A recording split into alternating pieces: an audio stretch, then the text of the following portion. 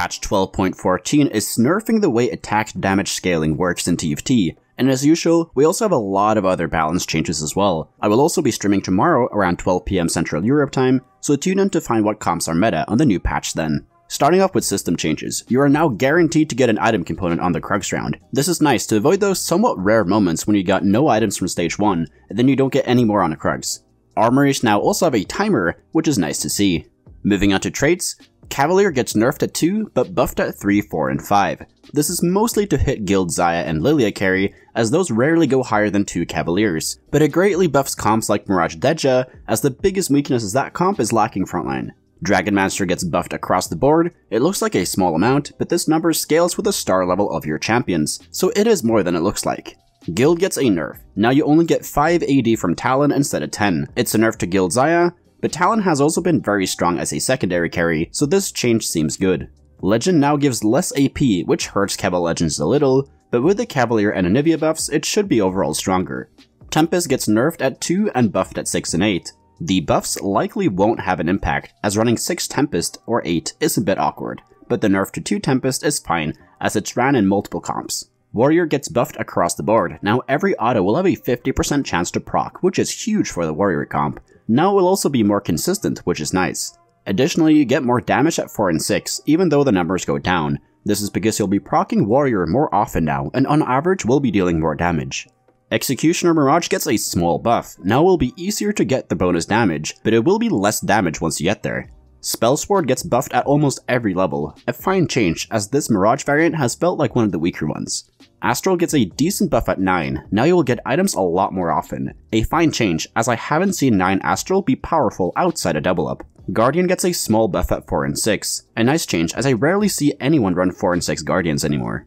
Jade gets nerfed at 3 but buffed at 9 and 12. This makes 9 Jade stronger late game, and if you hit 12 Jade, you are golden. The nerf to 3 is just to keep Jades in check during the early game, which is fine. Rebel gets nerfed in the early game. It's a needed nerf, but I don't understand why they can't make the damage scale by stage like they're doing with augments such as Ludens and Electrocharge. That would make this trait a lot healthier. Scale Score 6 also gets a nice buff, so that is worth chasing if you get +2 emblems. Moving on to the AD scaling nerf. When a unit gets startup, they used to get an additional 80% of their AD added to the next star level. Now you will only get 50%. This means that every champion in the game has a balance change this patch, so I won't run through all of them, as most of them get small compensation buffs such as Ezreal, who now has less AD at every level, but his spell will deal more damage now to keep him power neutral overall. Nidalee gets nerfed hard at 3 star, but she has about the same amount of AD at 1 and 2 star. Ashe gets a big buff to her spell damage, which should make her overall stronger. Jinx will deal less AD damage, but she has way more spell damage now, and will cast more often as well. Anivia gets a large buff to her spell damage as well, and 3-star Anivia looks more and more scary now. Varus gets gutted and almost has 40 AD less at 3-star now, which is almost half a Deathblade at 3-star. Sona gets a decent damage increase to her spell as well, which puts us one step closer to AP Sona carry. Talon gets nerfed. It's not the biggest nerf, but this, in addition to the Guild AD nerf, should put Talon back a few notches. Shi-Oh-Yug overall gets buffed. Now he has a lot more AD at 1 star, and he will deal more damage with a spell. This, in addition to the Anivia buff, will likely move Jades into the meta. Those were all the AD changes worth pointing out, as the ones not mentioned will remain power neutral. Now moving on to non-AD nerf balance changes. Ashe gets her attack speed lower, but will repeat cast more often. Since she got a large damage spell buff as well, I guess this was put in to avoid Ashe reroll from becoming too oppressive. Nami gets her healing nerfed. Thank God for that. And she gets a bit of compensation by dealing more damage with her spell instead of the healing. This healing was too oppressive during the mid game, so I'm very happy about this change. Anivia gets another buff. This time she gets a mana reduction. She will cast a bit faster now, which is nice.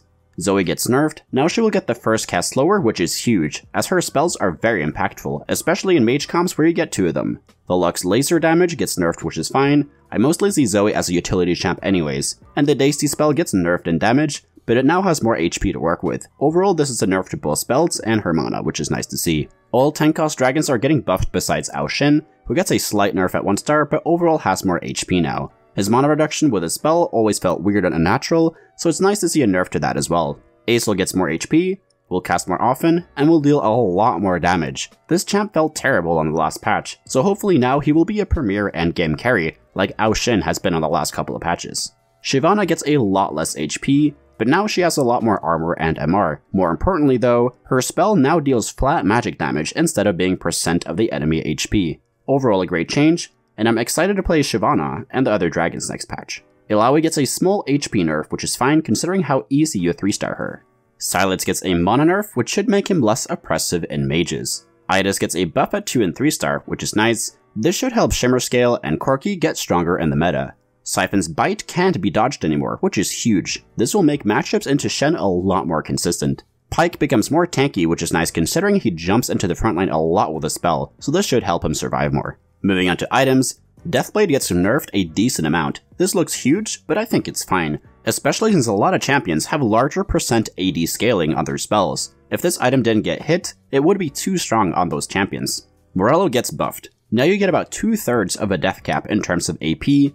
This item has not really existed in the meta besides in a few champions, so this is a really nice buff to see. TG now gives you better items once you're level 6 or higher. This won't make me slam TG more often though, but a nice change nonetheless. Moving on to Augments, Cruel Pact gets a much needed buff. Now it costs more HP to level up, but you'll heal more in return. This should make the augment more playable and less toxic in the early game. Devastating Charge gets a buff. This should be a great augment for Cavalier Deja and Lilia reroll now. Getcha Expert gets a much needed buff. This augment was so strong and allowed you to win streak hard in the early and mid game, so nice to see it be brought down. Gear Upgrades now gives more guild stats. There isn't really a guild comp out there in the meta, but this change might make that happen. Heroic Pressure now deals more damage, which is nice. Luden's Echo gets nerfed at almost every level. The augment is incredibly strong on mages, and if Karma reroll or Ezreal make it into the meta, it's also amazing on those, so nice to see this nerf. Ricochet gets another much needed buff.